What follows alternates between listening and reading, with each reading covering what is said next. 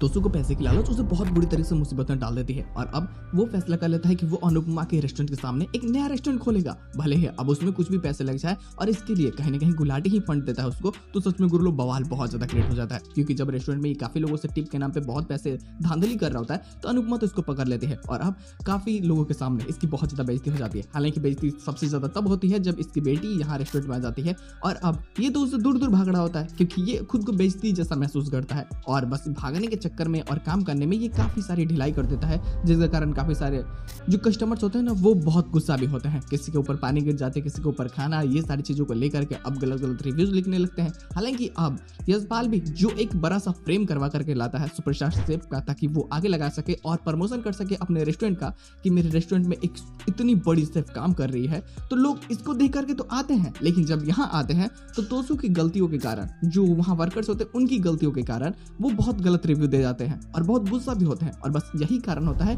कि इनका डाउनफॉल यहाँ से स्टार्ट हो जाता है। लेकिन अब कहीं ना कहीं तोसू बहुत गुस्सा भी होता है, तो उसके मन में बस एक चीज चल रही होती है कि मुझे चाहिए पैसा, और वो कैसे मिलेगा? ये गलत काम करने से, शॉर्टकट कोई तरीके से। और जैसा कि शॉर्टकट हर बार काम नहीं करता, ये बातें उसे समझ में नहीं आती है। लेकिन अब गुरुलो बवाल जो सच में पता चल चुका होता है कि अब कुछ ना कुछ करके बहुत बड़ा झूठ बोल रहा है टीटू, तो उसको भी एक्सपोज करने के लिए वनराज प्लानिंग बना लेता है। घर वालों को बोल देता है कि आप लोग भी भरोसा मत करो जब तक कि मैं पूरा कंफर्म ना कर लूं कि वो अच्छा इंसान है या बुरा इंसान है। तो अब वो तो सच्चाई जानना चाहता है, इसके लिए वो छानबीन करने लगता है और बार बार टीटू भी आकर के मार गिफ्ट पे गिफ्ट देने लगता है ताकि कोई उसके बीते हुए पास्ट के बारे में जान ना सके। और